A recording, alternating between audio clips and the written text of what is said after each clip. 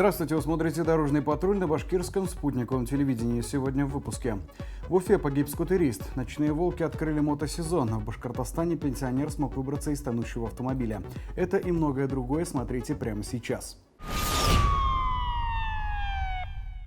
В Уфе в ночь с субботы на воскресенье погиб скутерист. ДТП произошло в Калининском районе. 30-летний уфимец попытался скрыться от инспекторов ГИБДД, игнорируя требования об остановке. На улице Почтовой водитель опрокинул скутер и погиб на месте от полученных травм. Как сообщили в пресс-службе ведомства, дорожные полицейские заметили двухколесное транспортное средство без включенных световых приборов. Водители попытались остановить, однако он продолжил движение. Тогда сотрудники ГИБДД стали преследовать нарушителя. В какой-то момент молодой человек на скутере не справился с управлением и допустил опрокидывания. В ведомстве рассказали, что погибший не имел водительских прав и передвигался без мотошлема. Назначена экспертиза, которая установит, находился ли мужчина в состоянии алкогольного опьянения. Еще одна авария с трагическим исходом произошла днем 12 мая в Стерлитамаке на проспекте Ленина. В районе остановки ДК «Химиков» 26-летний водитель ВАЗ-13 модели столкнулся с автомобилем Kia Sorento. По данным пресс-службы ГИБДД по республике, водитель 13 получил тяжелые травмы и был госпитализирован. 33-летний пассажир, находящийся на переднем сидении, скончался на месте от полученных травм. За медицинской помощью также обратился и 36-летний водитель Kia. По данному факту ведется разбирательство.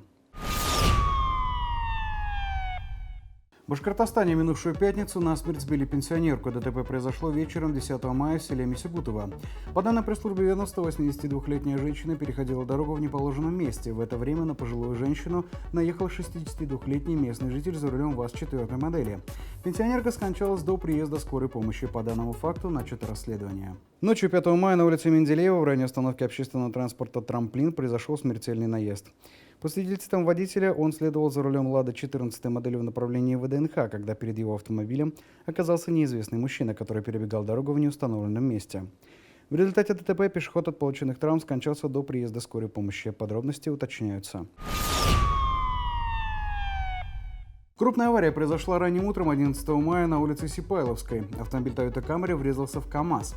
По словам свидетелей аварии, водитель за рулем иномарки находился в состоянии алкогольного опьянения. Несмотря на серьезные повреждения автомобиля, мужчине удалось отделаться лишь царапинами. Обстоятельства ДТП и виновника аварии предстоит установить дорожным полицейским.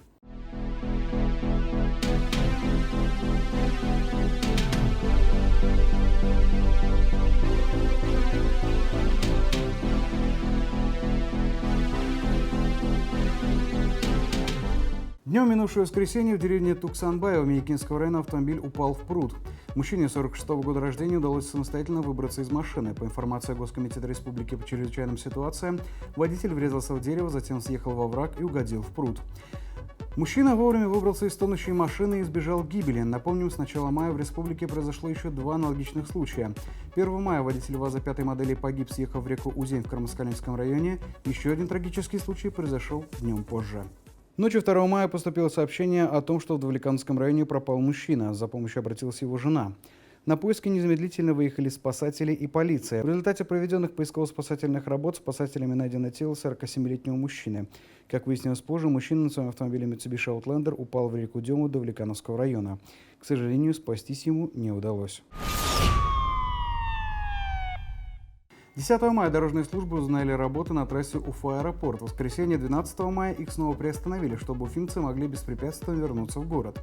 График ремонта дороги скорректировали с учетом мнения горожан. Правда, теперь будет введено ограничение движения по этому участку дороги.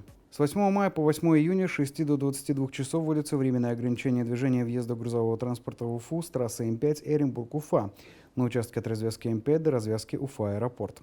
Водители большегрузов призывают использовать альтернативные въезды в город через деревню Березовка и село Нижегородка, а также через Пугачевский и Новый Затонский мосты. Этими же объездными путями на время ремонта могут воспользоваться все автолюбители. Данное направление не загружено в часы пик. Основные работы планируется закончить до 20 июня, после чего нанесут дорожную разметку. Все работы планируют завершить до 5 июля. День Победы Уфа встретила праздничным парадом. Впервые за многие годы участие в шествиях приняла военная техника времен Великой Отечественной. Всего 16 единиц, танки, грузовики, а также противотанковые пушки. Возглавлял колонну легендарный Т-34. Специально для участия технику привезли из Подмосковья. Все представленные некогда действующие образцы, принимавшие участие в реальных боях. Реставраторы восстанавливали их буквально по крупицам. Предварял появление техники 21-й парадный расчет, свыше 1300 курсантов и военнослужащих, чеканящих шаг в унисон. Флагманом колонной техники стал танк, чье название знают люди, даже далекие от военной службы. Легендарный танк Победы, лучший танк Второй мировой войны, встречают ветераны, многие из которых не просто видели этот танк в реальных боях, а шли бок о бок. В Уфе парад с таким размахом проходит впервые. Сразу 16 единиц техники военного образца. Танки, грузовики, а также противотанковые пушки. Причем у каждой машины есть реальная боевая история, однако многие из этих образцов техники собирали буквально по крупицам. Детали этого Т-60 хранят на себе отпечатки многих полей сражений не только Советского Союза, но и Европы. Танки и боевые автомобили специально для парада привезли из Красногорска из музея коллекционера Вадима Задорожного.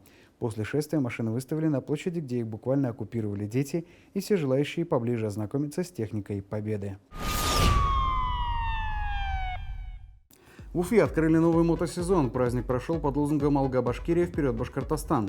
В начале сезона все свои умения продемонстрировали мотоциклисты-экстремалы, фристайлеры и стант-райдеры. Мотофристайл ломает привычные мнения о мотоциклах. Да, мы знаем, что быстрые, знаем, что мощные, но летающие – это уже за гранью реальности. Но только не для этих парней. Прыжки, акробатика, сальто вперед и назад. Все выполняется с непринужденной грацией и легкостью. Правда, это итог многолетних тренировок и постоянного самосовершенствования. Кроме легких байков, в этот день собралось немало тяжеловесов. Кастомы, туреры, чопперы и целый фейерверк хромированных красавцев посетили не только площадь, но и прилегающие улицы. Некоторые экземпляры не просто редкие, а буквально созданные вручную произведения искусства. Среди гостей хватало как закоренелых автомобилистов, так и людей, которые иногда все-таки садятся в седло мотоцикла. На открытие мотосезона приехал главный госавтоинспектор Динар Глимуддинов, пообщался с мотоциклистами и осмотрел технику. Как признался руководитель ведомства, он сам иногда пересаживается на двухколесный транспорт. По традиции, мотоциклисты в день открытия сезона собрались колонной доехать до Парка Победы. На этот раз во главе с машиной ночных волков Mad Max, чтобы возложить цветы и почтить память павших защитников Отечества минутой молчания и ревом сотен моторов. В столице республики прошел очередной районный этап соревнований «Безопасное колесо» среди отрядов юных инспекторов движения. В конкурсе приняли участие 12 команд образовательных учреждений Кировского района города Уфы. Этап проходил в Саду культуры и отдыха имени Аксакова. Соревнования состояли из нескольких этапов. Ребята сдавали экзамены по таким дисциплинам, как знание правил дорожного движения, оказание первой медицинской помощи и основы безопасности жизнедеятельности. Кроме теоретических знаний, юидовцы показали свое умение и на практике. Одно из самых сложных и увлекательных практических заданий – фигурное вождение двухколесного велосипеда. Школьники проходили специально оборудованную площадку с такими препятствиями, как восьмерка и слалом. Также по одному участнику из каждой команды прошли станцию «Автогородок». Призерами конкурса стали отряд юных инспекторов дорожного движения из Чувашской воскресной школы имени Миронова, занявший 3-е место. Второе место заняли юидовцы из 18-й школы, а победителем признан отряд юид-школа номер 34. Победители были награждены грамотами и сладкими подарками, а команда, занявшая 1-е место, получила кубок. Мероприятие имеет свою направленность, цель подготовку учащихся 10-12 лет для участия в реальной жизни, в дорожном движении. Здесь они тренируются, проезжают трассу «Восьмерка», здесь они проезжают трассу «Змейка». То есть они показывают свое умение управлять велосипедом. На этом автогородке мы принимаем у них знание правил дорожного движения в сочетании именно с возможностью управлять этим велосипедом. Это все направлено на то, чтобы привить детям знание правил дорожного движения, чтобы они хорошо ориентировались в дорожной обстановке, чтобы они себя хорошо чувствовали на дороге. Ежедневно на дорогах происходит множество заслуживающих внимания событий, внушительная часть которых попадает в объектив видеорегистраторов. В нашей рубрике «Одним кадром» мы собрали для вас самые любопытные случаи. Как говорится, лучше один раз увидеть. Классический пример безалаберности одного и реакции другого. На кадрах это отчетливо видно. И хорошо, что в этот раз обошлось без аварии. Призываем вас, будьте на дороге взаимно вежливы. Занос – дело очень неприятное, особенно когда асфальт вроде бы чистый, но дьявол кроется в деталях. Очень часто автолюбители переобувают своих железных коней не когда положено, а когда все переобувают. А вот погода шутить не любит. В Уфе парни решили возомнить себя как минимум героями боевиков. Они зацепились за крышу дрифтующей «Лады». То, что маневр отечественной легковушки можно с трудом отнести к дрифту, не делает это занятие более безопасным. Так что мы настоятельно не рекомендуем это повторять. Для нас всегда оставалось загадкой, как эти автомобили оказываются на встречке. Ответ, как правило, прост. Либо потерялся, либо сел за руль нетрезвым. Нанотехнологии по-русски. Ремонт дорог – это та отрасль, до которой все новшества доходят достаточно быстро.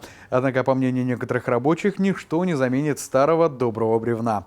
Сколько продержится такая заплата, неизвестно, но вот видео в сети будет гулять долго. Автобусы продолжают удивлять. Проезд на красный? Да пожалуйста. Езда по встречке? Само собой. А теперь вопрос. Как на это отреагируют пассажиры? Бегство от сотрудников правопорядка – факт не настолько удивительный, но вот танец перед этим, думаю, привел в замешательство сотрудника госавтоинспекции. Креативный способ избежать штрафа, но бесполезный. Нарушил – ответь.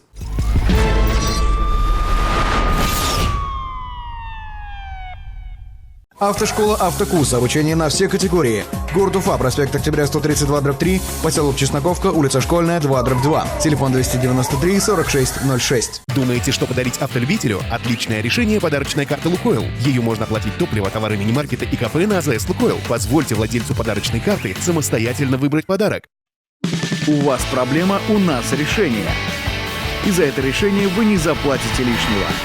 Квалифицированный персонал, запчасти в наличии, приятные цены и персональный подход. Сервисный центр «Лето». Мы делаем то, что хорошо знаем. ОСАГО 24. Полис со скидкой до 50%. Бесплатная доставка. Ищите нас в Дубльгиз по телефону в Уфе 266 46 24. Наружка и коврики всего 200 рублей. Питстоп Уфа. Кирова 128/1.